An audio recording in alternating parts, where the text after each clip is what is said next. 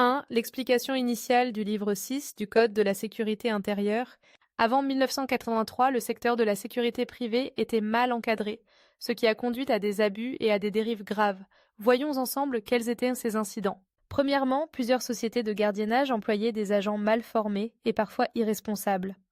Cela a conduit à des abus de pouvoir, notamment des violences physiques à l'encontre de passants, de clients ou d'autres employés. Ces interventions violentes ont choqué l'opinion publique et mis en lumière l'absence de règles précises pour encadrer ces pratiques. Deuxièmement, certains agents de sécurité violaient les droits des personnes en abusant de leurs prérogatives.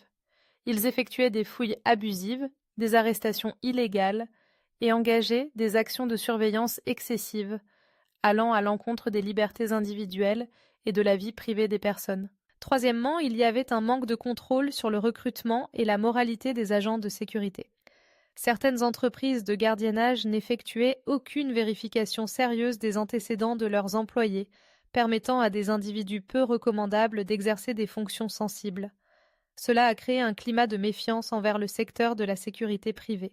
Face à ces dérives, et pour protéger les citoyens, le Parlement français a pris la décision d'agir. En 1983, la loi 1-3369 a été adoptée pour réglementer la profession d'agent de sécurité.